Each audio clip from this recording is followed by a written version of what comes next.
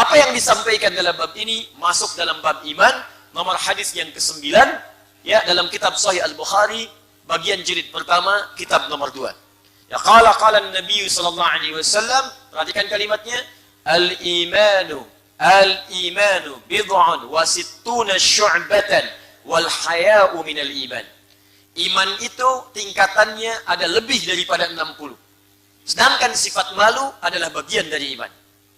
Nah, dari 63 ini, lebih daripada 63 tingkatan ini, ada tingkat pelajaran pertama yang bisa menguatkan iman, yang kalau dipelajari itu, langsung kita akan jadi yang terbaik di hadapan Allah Subhanahu wa taala. Hadisnya disampaikan pula oleh Al-Imam Al-Bukhari, diterima dari Hajjaj bin Minhal. Hajjaj bin Minhal menerima dari Syu'bah. Syu'bah menerima dari Alqamah bin Marsad. Alqamah bin Marsad menerima dari Sa'ad bin Ubaidah. Sa'ad bin Ubaidah menerima dari Abu Abdurrahman As-Sulami. Abu Abdurrahman As-Sulami menerima dari Uthman bin Affan dan Ali bin Abi Thalib radhiyallahu taala anhuma. Anin Nabi sallallahu alaihi wasallam qaal, khairukum man ta'allama al-Qur'ana wa 'allamah. Khairukum, jika ada orang baik di antara kalian. Jika ada orang baik, man ta'allama al-Qur'ana wa 'allamah, maka yang paling baik di antara sekian yang baik itu adalah orang yang mau mengkaji isi Al-Quran dan mengamalkannya dalam kehidupan. Tidak pernah ditemukan orang baik puncak tertinggi kecuali ahli Quran. Silahkan Anda cek. Dulu 15 abad yang lalu, itu manusia paling buruk semuka bumi. Paling buruk, paling tidak kenal kebaikan. Banyak yang bodohnya, tidak punya peradaban. Jadi kalau ada orang yang sekarang pelaku maksiat, baik itu pencuri, pembegal, pemabuk, pezina, tidak akan pernah bisa menyayangi komunitas ini. Sehingga orang-orang mengenalnya dengan jahiliyah. Jahlun itu bodoh. Kalau pakai tak di ujungnya, berarti semua sifat yang tidak kenal kebaikan. Bukan hanya tidak kenal ilmu, tapi tak kenal akhlak, tak kenal adab, yang baik-baik gak kenal semua. Jahil orangnya, tak sifatnya. Kalau disatukan jahiliyah, berarti menunjuk kepada orang dan perbuatan sekaligus. Jadi kalau Anda ingin melihat pencuri, paling buruk pencuriannya, maka jahiliyah komplit. Jadi kalau pencuri sekarang, itu masih kelas amatiran dibandingkan jahiliyah. Kalau ada pembegal sekarang, maka dibandingkan dengan begal zaman jahiliyah, itu nggak ada tandingannya. Sekarang satu orang membegal, zaman jahiliyah, sekampung begal semua. Jadi kalau ada orang membegal sekarang, itu orang terlambat. Pemabuk sekarang, itu jauh kalah saing dengan jahiliyah. Pemabuk zaman jahiliyah paling pemula. Pemabuk pemula itu minimal 5 kali sehari mabuknya. Jadi yang sekarang itu masih amatiran. Kalau ketemu Abu Jahal paling ketawain dikit tuh. Ya pezina, penipu, koruptor, zaman jahiliyah kumpul semua.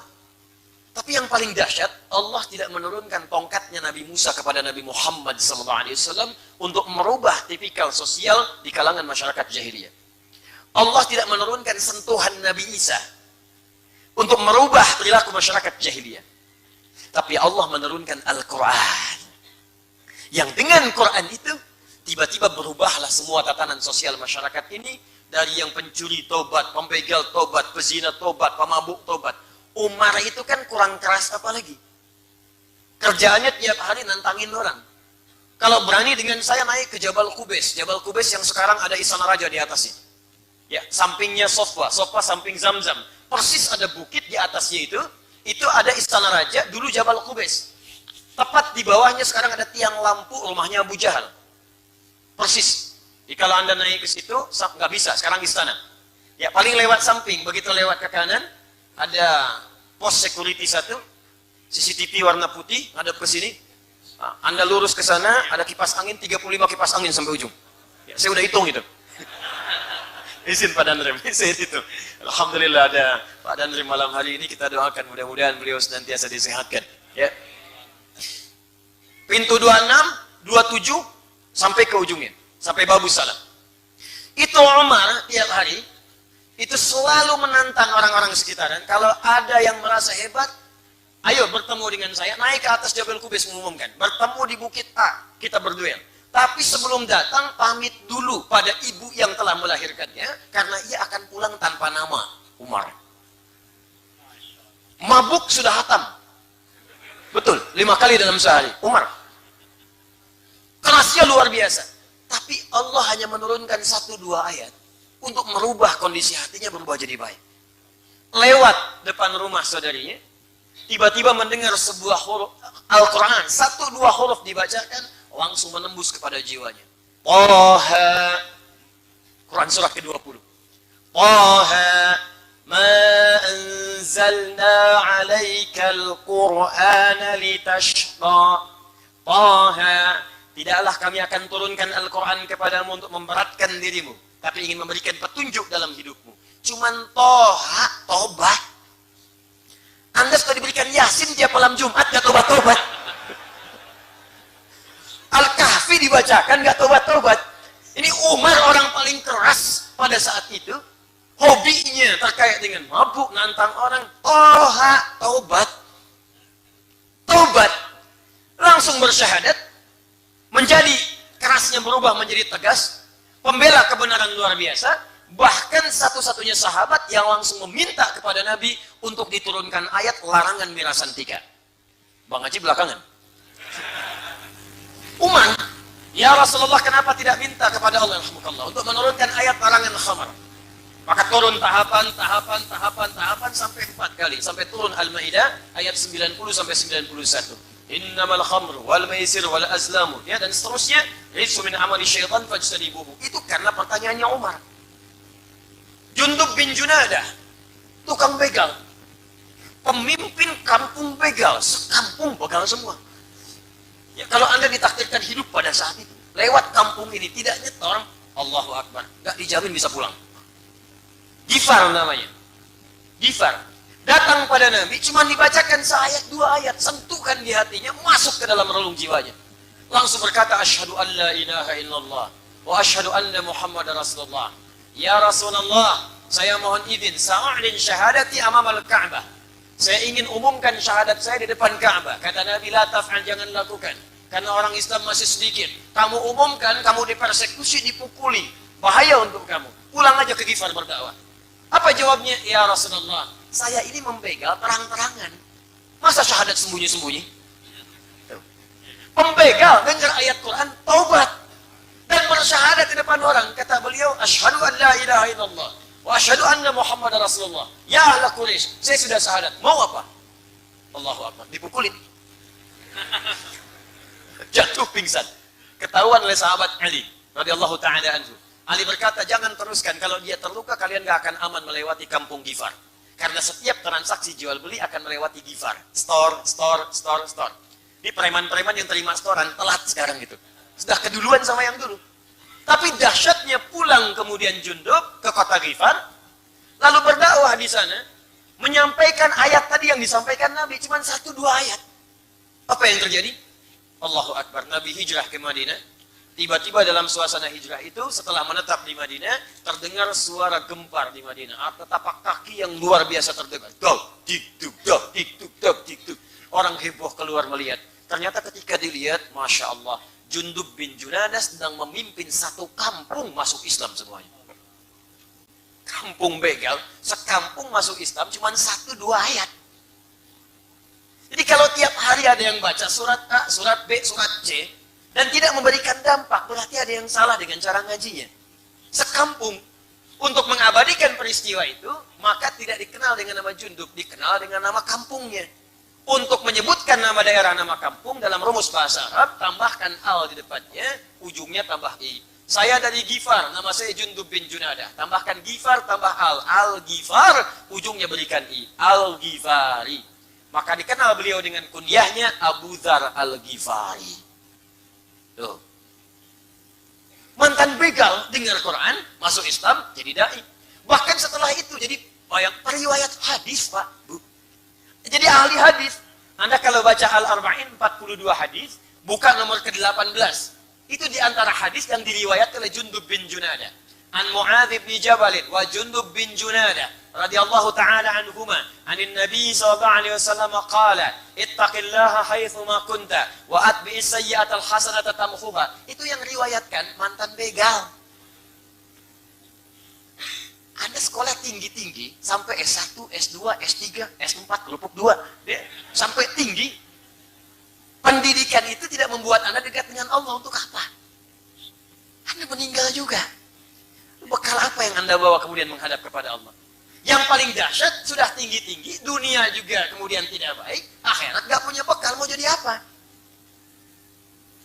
Jundub bin Junadah. Karena itu Bapak Ibu sekalian, teman-teman, kenapa kita memilih kemudian Al-Quran untuk belajar, dan kita menggali tafsirnya, karena kita berharap kalau jahiliyah saja kemudian bisa menjadi baik, maka kita yang di suasana lebih modern saat ini, seharusnya lebih baik dibandingkan dengan masa-masa yang telah lampau. Itu yang menjadikan kita memilih Al-Quran sebagai topik kajian di setiap malam Jumat ini. Dan kita telah sampai di pembahasan surah Al-Fatihah pada ayat yang ke-7. Ya, siratal ladzina an'amta 'alaihim ghairil maghdubi 'alaihim waladdallin. Sebelum diteruskan, saya selalu menyampaikan evaluasi. Saya tidak ingin ada yang datang mengaji ke sini, hanya datang, duduk, dengarkan, pulang. Tidak. Saya sampaikan komitmen dengan 2 komitmen. Masih ingat komitmennya? Awas, saya sudah melihat wajah-wajah yang sudah saya tatap ya. Jadi Anda tidak bisa mengelak insyaallah. Ya. 1, kita punya komitmen bahwa pada setiap surah yang kita bahas, ayat yang saya sampaikan, kita punya kewajiban pertama untuk menghafalkannya. Sepakat? Kenapa lemes? Sepakat? Wah, kalau masih Al-Fatihah kok. Tenang aja. Al-Fatihah itu yang kencang aja, sepakat. Nanti begitu masuk Al-Baqarah, baru sepakat. Sepakat? Nah, bismillah, siap niatkan. Insya Allah 1 ayat itu bisa sebulan kita bahas. Masa seayat 1 bulan itu nggak selesai? 1 ayat sebulan masa nggak hafal-hafal?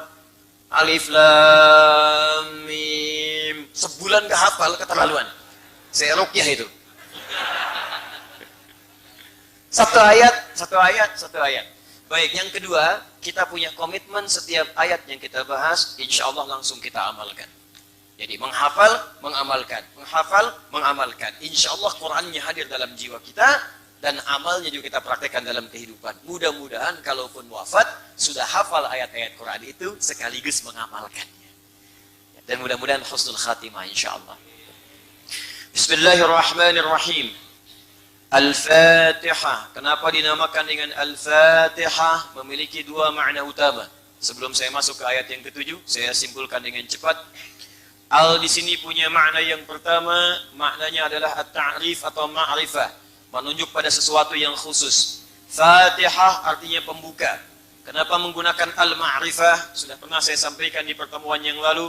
Karena ayat ini, surat ini khusus dijadikan oleh Allah untuk membuka mushaf dalam Al-Quran. 114 surah dibuka dengan Al-Fatihah. Yang kedua, al di sini juga berfungsi khusus, menunjukkan bahwa Al-Fatihah adalah surah pembuka yang kita bacakan dalam salat. Satu-satunya surah pembuka dalam Al-Quran yang dibacakan dalam setiap salat adalah Al-Fatihah. 17 kali dalam sehari.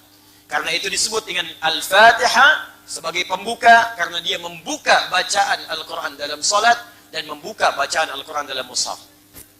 Tapi ada makna yang kedua, saya ingatkan kembali, alnya disebut dengan istighraq. Dan dua-duanya kita praktikkan.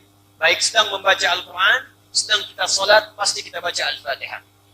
Tapi makna yang kedua adalah istighraq, yang menunjuk kepada semua hal tanpa kecuali. Komprehensif. Sedangkan pada makna yang kedua ini, Fatihah dipahami sebagai segala pembuka yang baik-baik. Taknya menunjuk pada sifat, semua sifat. Allah disebut dengan Fattah. Fattah, karena membuka semua yang baik-baik yang kita butuhkan. Pembukanya disebut Fatih. Sifat semua kebaikannya disebut dengan Fatihah. Jadi kalau Anda ingin dibukakan oleh Allah, semua jenis kebaikan dalam kehidupan. Dibukakan karir yang terbaik, dibukakan rizki yang terbaik, dibukakan jodoh yang terbaik, dibukakan segala hal yang baik dalam kehidupan. Kalau sakit, sembuh yang terbaik. Kalau bekerja, pekerjaan yang terbaik. Kalau rizki, rizki yang paling baik. Kalau pasangan hidup, jodoh yang paling baik. Maka secara singkat, baca dan pelajarilah isi surah Al-Fatihah. Karena itu banyak orang sakit kemudian membacakan Al-Fatihah supaya mendapatkan kebaikan, kesembuhan terbaik dari Allah Subhanahu wa taala. Bahkan di situ ada kisahnya, seperti pernah yang saya sampaikan. Kepala suku di Arab zaman Nabi tersengat kalajengking. Kalau jengking Arab. Cari obat gak sembuh-sembuh. Dokter sudah angkat tangan. Tabib sudah gak bisa. Ditemukan seorang sahabat. Dimintakan, kata beliau, dengan izin Allah, dibacakan Al-Fatihah, sembuh seketika. Di Al-Fatihah karena itu disebut dengan Asy-Syafi, Al-Kafi, Ummul Kitab, Ummul Quran. Karena faidahnya, isinya bisa membimbing kita kemudian mendapatkan semua puncak kebaikan dalam hidup. Tapi persoalannya, apakah semua yang baca Al-Fatihah bisa mendapatkan semua itu? Jawabannya belum tentu. Zaman Nabi seorang dibacakan Al-Fatihah, penyakit yang paling sulit sembuh. Zaman sekarang sakit kepala, baca Al-Fatihah 100 kali, nambah pusing. Apa penyebabnya? Karena boleh jadi cara bacanya tidak sama dengan cara orang-orang dulu membacakan. Orang dulu membacakannya pakai iman, orang sekarang hanya sekedar tulisan. Bacaan Al-Fatihah orang dulu tembus sampai ke jiwanya. Begitu dibacakan, dia bacakan karena Allah.